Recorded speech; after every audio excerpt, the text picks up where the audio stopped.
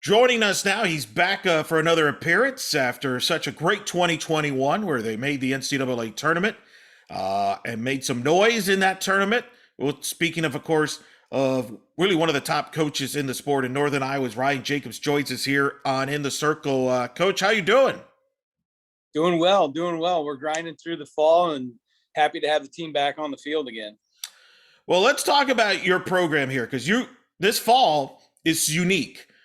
You have it back, and you get to host the Big Four Classic, which for those that don't know, it's obviously your program, Drake with Rich Calvert, Renee Gillespie's Iowa program, and Jamie Pinkerton at Iowa State. This has gone on for a long time in that state. What does it mean to host this tournament? Because it's one of the tournaments that people look at when it comes to fall ball. Absolutely. It's one that we always circle on the calendar, no matter where it's at. It's one of those ones where, I think a lot of us play a heavy junior college schedule in the fall. We play some NAIAs, we play some Division II schools, and it's that one weekend where you're going to get Division I caliber competition and kind of a measuring stick for your team and your program and what you got to do in the off season. It definitely magnifies things and shows your team, a lot of the things that you've been talking to them about all fall, and it showcased. Yeah. And when you host that tournament, there's going to be some pride there because you're coming in with that NCAA tournament appearance there representing the state. You and Pinkerton are the ones that were in the tournament there. So a little trash talking perhaps within the coaches there. I don't think so. The fall's pretty relaxed. I think in the last 3 years we've been in the Big Four, I don't think we've even played Drake because it's come down to the last game of the weekend, and we kind of all seen what we needed to see, and there was weather issues, I think, the last 3 years. And so it's kind of been one of those ones where Rich and I walk away and go, we'll wait till the spring to do this, and we don't need to see anymore. And it's usually the last game for everybody in the fall season. So depending on what you really need to see at that point, it's, like I said, pretty laid back. It hasn't been like a crystal ball of what happens in the spring. I think there's been years where we've walked through the Big Four and won every game and then lost everybody in the spring and vice versa. So it's not something that is a telling situation for us. We just want to see how our team responds against another uniform on the field and a high level of talent. So what I love about this is there's this rivalry within the four programs. And by the way, you made the tournament. Iowa State made the tournament. Iowa had a great year. If they would have been playing a non-conference schedule, maybe they could have gotten in. And then Drake's kind of a younger team. They're kind of coming up. But there's a respect there, and there's a thing of a pride there that I really admire from all of you, where you want to make sure that the whole state is represented well, regardless, either in the NCAA tournament, during the season, etc. And there's that bond. Am I reading? Is that accurate from what I could tell and just kind of knowing all the four programs in that state? Absolutely. Yeah. We all compete hard. We all compete at a high level. We're always competing against each other for recruits, and we know how good the state of Iowa is in softball. And I think it started to rise to the top a little bit as we've all had success and also had success together. And it's not just been one team that's dominating year in and year out. So it definitely represents our state and our players in our state and our programs, and how we not only recruit the state of Iowa, but we get good kids from coming in across the country as well. Obviously, we reflect in last year, you made the NCAA tournament as an at-large, bit back to the tournament for the first time since 13, some great wins. Obviously, Sammy Bunch, great career. You win an NCAA tournament game when you're set out to the Missouri, and I know it was an emotional, but have you had time to reflect on the year? Because I know at the time when I asked you, you were going to be proud. It was an emotional, but you said you needed some time to kind of reflect it, take it all in. And now that you've had some time to reflect, when you think to that 2021 season, what's going to cross your mind? Just that it came unexpectedly. It wasn't planned. It wasn't something that we could have set out in the fall, and we had this scripted, diagrammed plan to get there. Obviously we had our system and our plan in place, and we went through that throughout the fall season and the off season. And, the non-conference portion of our season, but it was at that point where we kind of switched gears.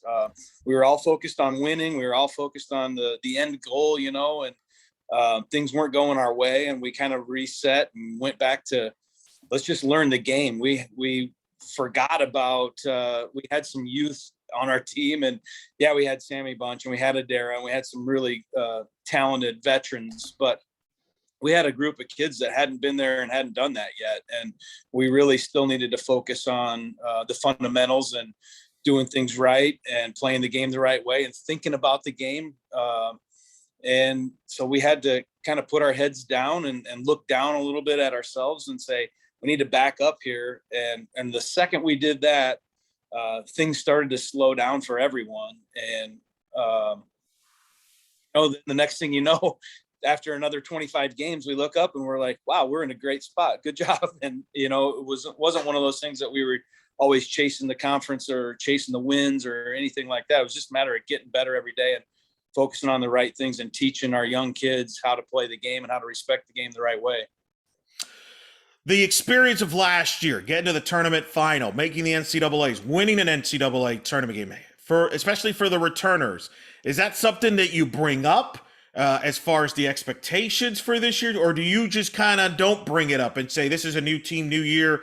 Because I know coaches handle it differently. Some like to bring it up to use that as motivation. Some don't because they put too much pressure on the team or they feel that it kind of throws things off. Where is your philosophy when it comes to that? My philosophy is approach it the same way I do every single year. And our number one focus is winning a MVC championship, being the best team in the state of Iowa. And those are our two biggest goals. And those will never change. The thing that I told our team is the thing that changes is the outside perspective and the outside, I guess, importance of our team. Like they look at us differently. It's not that we're going to look about the game any differently. We're not going to approach our work ethic any differently. We got to do the same things we always do. We just got to know that the farther up the flagpole you get, the windier it gets. And so people are out to get you. And we just need to know that. We need to prepare for that. And we just need to sharpen that chip on our shoulder even more than it already was. But not change anything that we do and not feel like we're in any different category than we normally always are. And just focus on ourselves and continue to work towards that MVC championship, because that's what got us to where we were last year. And that's when surprises happen, when you do good things and you focus on what's important to you and your program, and it puts you in positions that you never expected to be in. The most popular question you're going to get asked between now and February, will be, how do you replace Sammy Bunch? Which I think it's an insane question because you don't. She's a special player. That's a generational player. But your program moves on. So how is the approach on that? Is it one of those things where you have multiple players offset the production that she brought on offense?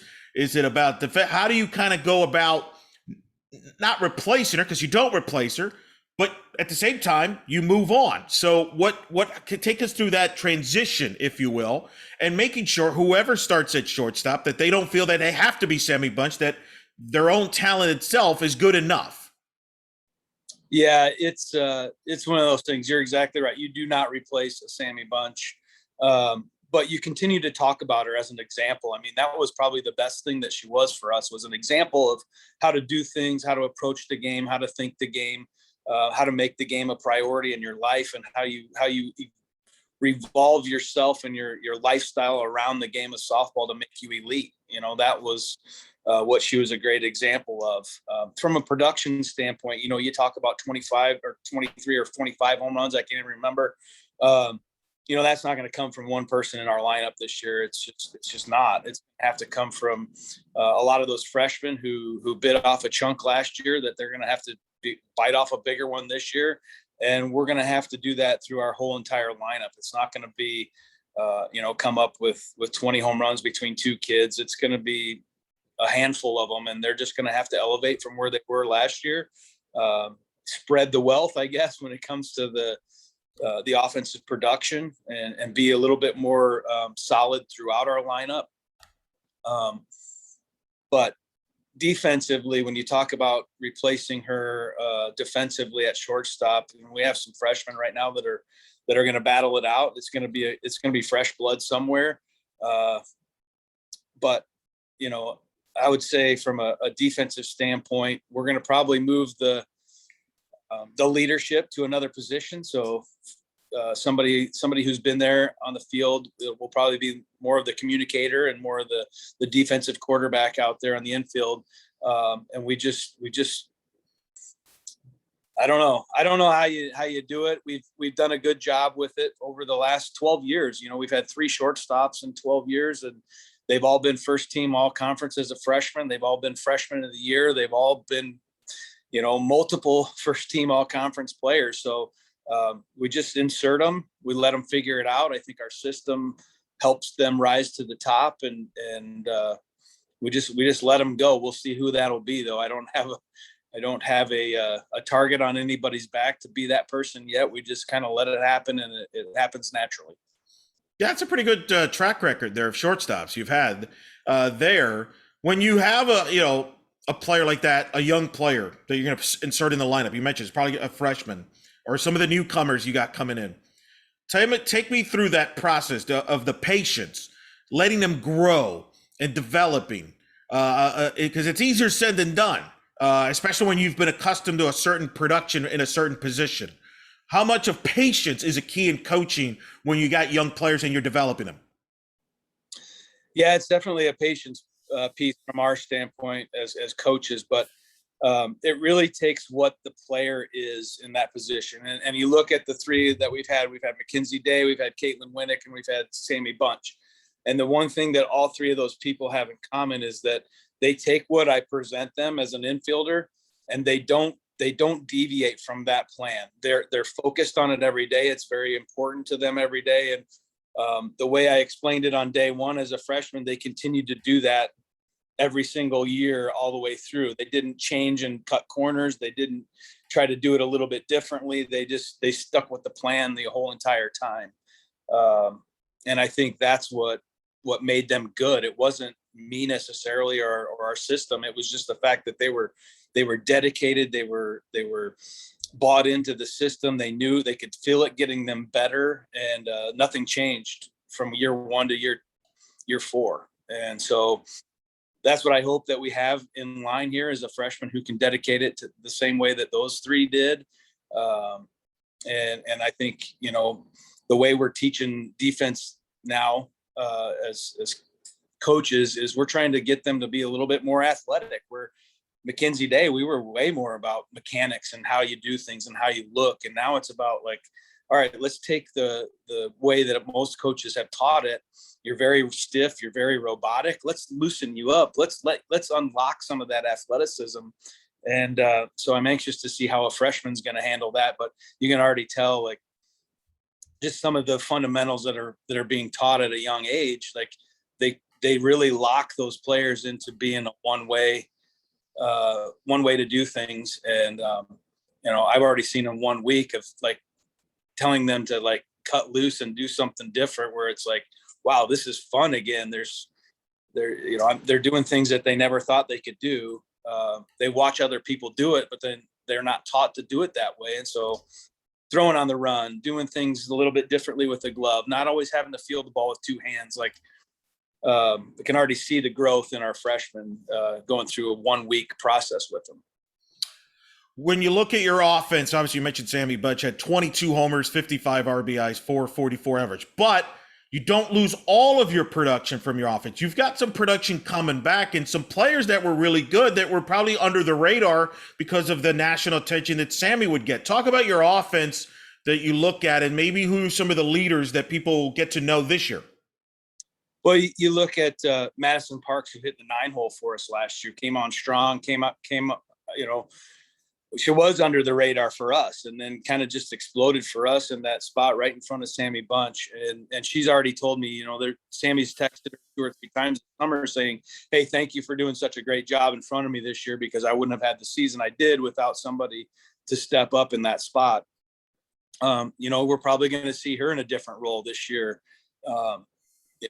Find somebody else that she can work together with and be that get on base type kid. And then you look at our 3-4 hitters from last year, they were both freshmen. And that was a decision that was made, it was like 3-4, whoever we put there, it was like a black hole. They just, if they were doing well and we put them there, they stunk. And it was just like man, nobody wanted to hit 3 or 4 for us because it seemed like they could not produce in that spot. So it was like, you know what, let's just stick 2 freshmen in there that we know are going to be in the middle of our line. We're going to be impact hitters, and just say, you know what, you're stuck there. We're going to stick you there, figure it out.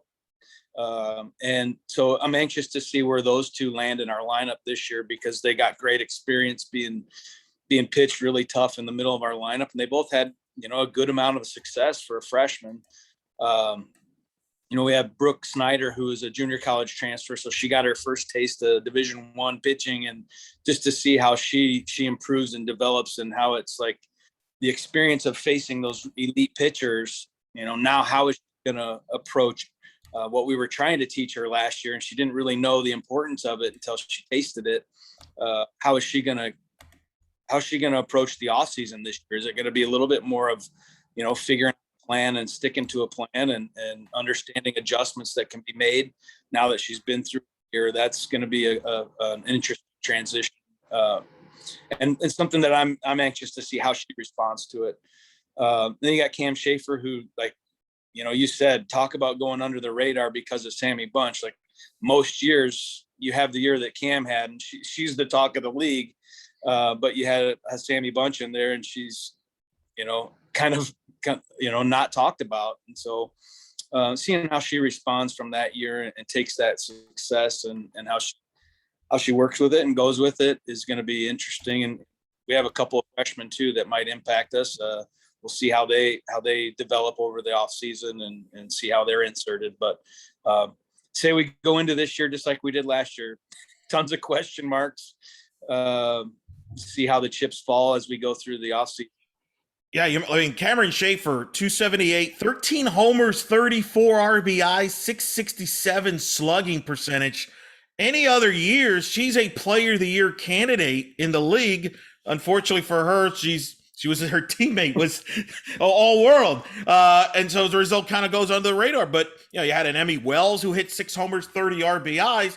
And I would imagine, I'm curious, do you feel that some of the players, obviously they love Sammy Bunch, they like playing with her, but there's their motivation from some of them to say, hey, we were more than just her. We can win without her. It's not a knock on her. It's just part of the self-motivation that they can step up and lead this team.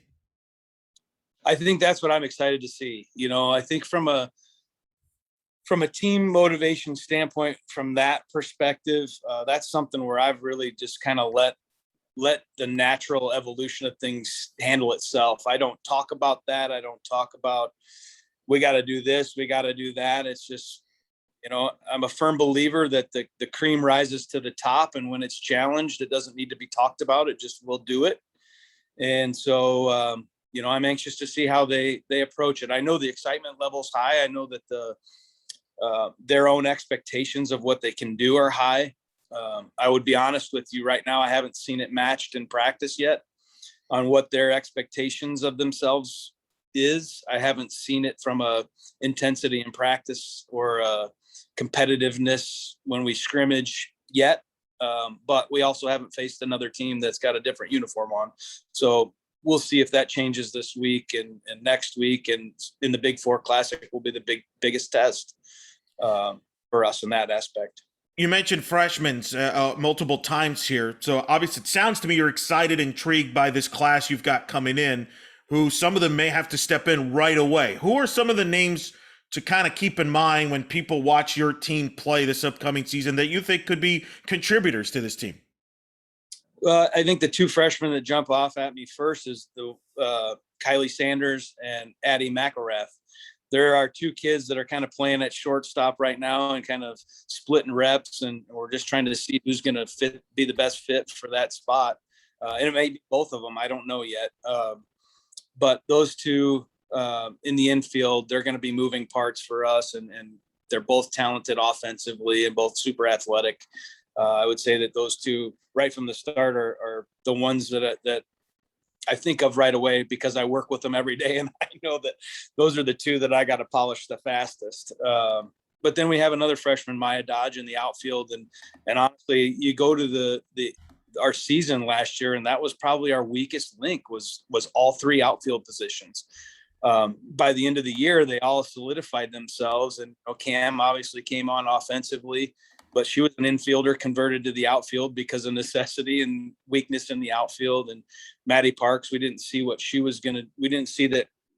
that was going to happen for her, but she kind of locked herself in the outfield, and Sammy Moss, who's one of our most athletic players, locked herself in. But there was a lot of question marks, and so we saw Maya as somebody who's going to come in and compete for a spot right away, and she will. She's very offensive. She's super athletic. She plays the game the way I like it, very fast and very aggressive. Very, find a way to out hustle somebody, and she's going to do that. So I would say, off the top of my head, those are the three freshmen that are in line to impact us probably the most right away. We've spent all this time talking about the offense and a little bit of the defense. I got to believe your assistant, Monica Wright's probably going to get mad at me for not bringing up pitching, because you don't have success as much as, no matter how talented your offense is, if you don't have great pitching, you don't win at this level, and you have great pitching. That's what led you to the tournament last year, and it's what's probably going to carry you this year, and people will notice is your pitching. Talk about your staff, and obviously Kaylin Packard, who was tremendous 20-plus game winner last season, leading the way. Yeah, KP is just a great leader in the bullpen. She's just somebody who she competes with herself every day, and I think that feeds the rest of them to be better. She's a true competitor, and I think she's really helped instill in some of our other kids that how to compete whether it's the bullpen or on the field, is how to compete. And that was our missing link in the fall last year. That was, through conversations with Monica during the fall last year, was she knew there was something missing from our staff, and it wasn't talent. It was more just an it factor, and bringing KP in really changed that. And like I said, it really influenced the rest of them to want to get better, to see where they needed to get better. But we had to bring somebody in who was at a higher level than them to show them, wow, there's more to it than what I'm doing right now. And I've got to elevate. And so in the off season, we had Haley Sanders did a great job this summer. She's come in and looked way better than she ever has. So super excited about where she's at. Sammy Heyer, she worked relentless this summer at getting herself better so she could compete at a higher level. And those three right now have impressed me unbelievable. And just our first couple of scrimmage opportunities on the field, they've actually made me feel a little bit disappointed in our hitters, but from an overall standpoint, like, they're just throwing with conviction at this point. Like, they just have a lot of faith and trust in what they're doing. And, it's great to see. Great to see having three pitchers that go out there and compete at a high level, and that'll set the tone for the rest of us. And as our hitters start to figure things out, I don't expect to by the end of the fall, but having pitchers at that elite level, that really takes the burden off of having to score a ton of runs and feeling the pressure of scoring a lot of runs, and can work your way into a groove rather than feeling the pressure of having to get to a groove. Do you feel this is the deepest staff you've had? Obviously, Packard led the way with 22 wins last year, but you had other arms that threw a lot of innings. But I sense here that you feel really good about your pitching staff and the depth that you have behind her, where she doesn't have to carry everything, especially early in the season. Yeah, I do. I feel really good about those three being able to be starters for us. And then, you add some funky arms in the bullpen that we can bring out of the bullpen to just change things up. You got a lefty, Erica Oler, who's tall and lanky and throws different pitches. And then we've got a freshman, Kaylin Jones, who spins it really well and offsets a lot of what those other three do. So we have a lot of diversity in our bullpen, our pitching staff. That was the goal, obviously, from Monica, to have some pitchers that look different and attack things differently. But I feel really good right now about where really all six of our pitchers are. We have another freshman, Anna Wisnowski, who's in the bullpen. might take her a little bit of time to develop into that pitcher that we're looking for. But with the 5 kids ahead of her right now, it's going to give her the opportunity to develop and to rush that process and continue the pitching dominance that we have and just pass the torch. I like the 3 that are really competing the best for us right now. Hire and KP and Sanders. They look really good right now. Let's talk about the Valley. We've talked about it the last time when you've been on the show during that, before the NCAA tournament, about the league getting you ready. You caught fire at the end of last season, got to the championship game, lost to Southern Illinois. You both got in. Second year in a row, second and straight NCAA tournament that the league has gotten 2 bids in. You look at the league, Illinois State, obviously, they're usually a contender. Southern Illinois speaks with itself with Coach Blaylock, your program. Drake with Rich Calvert, I expect them to bounce back and compete with Missouri State. Just talk about the league overall heading into 2022 here. And, now you've kind of set the standard where, hey, should be a consistent multiple bid league, and the competition is difficult, is challenging. Yeah, absolutely. You talk about all the coaches, longtime coaches that have been in the league, and I think that's the foundation for the competitiveness, because obviously we've all seen each other over the years and we all kind of know what to expect from everybody else. So I think that's number one. And number 2, the type of competition that we're playing out of league. A handful of us are going to play as many, higher RPI teams as we possibly can. And some of the teams that have not fared well in the league, they're going to play the teams they need to go play. They need to go get some wins. They need to, make sure that they're doing everything they can to put their RPI in the best situation for not only themselves but the league. So it's the right combination of going to find games to win and keep your confidence in your club, but also going out there and trying to play on the edge a little bit and see where you might be able to get and who you might be able to steal a win from here and there that'll help our league overall. And then once we get in the league, it really is a grind from week 1 of the MVC series conference season all the way to the end. It's like it's nip and tuck, and you got to be ready to play for sure.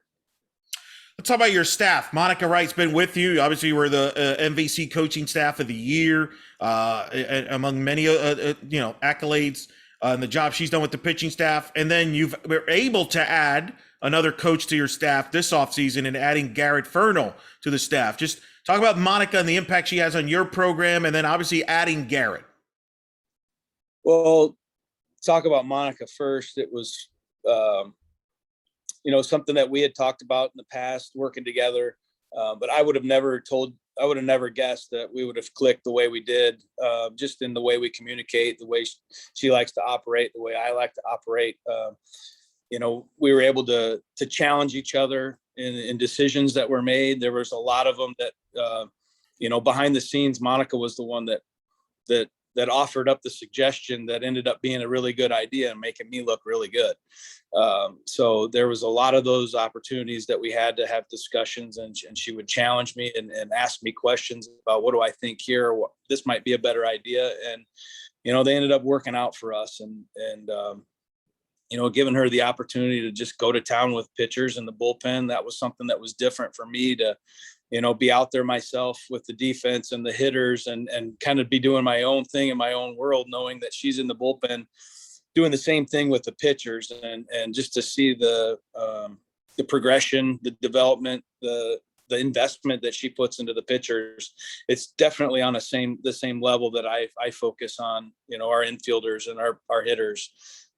So for me, it's a comfort zone knowing that although we might not cross paths during a practice session, that she's over there in the bullpen taking the same amount of investment and pride in what they're doing as I'm going to do with the hitters and the defense. So no, that's incredible. You sounded like you just described a head coach.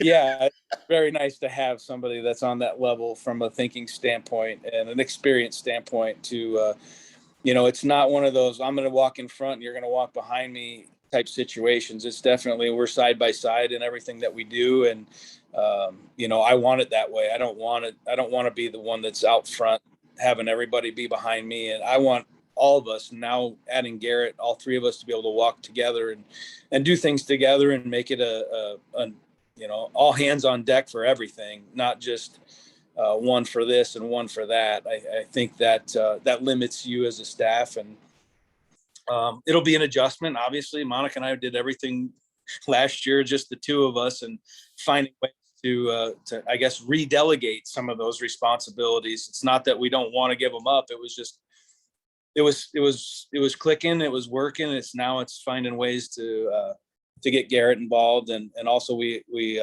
added a director of ops, Andreas Tan, who's going to do a lot of our analytics and kind of take that part of our system to the next level. What was it about Garrett that you saw would be the right person to fit into this culture?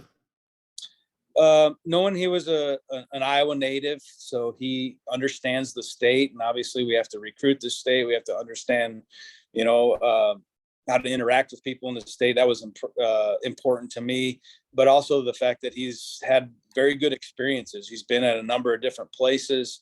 And then through conversation with his time at Ohio, he was kind of just thrown into the fire and asked to kind of figure it out. And I think sometimes those types of experiences are very, very valuable going forward, because you really didn't have the direction. It was just, here, take this task and roll with it. And I think you learn a lot in those situations. And I thought that was going to be something that could really bring to the table for us, is those blindfolded experiences that he's learned.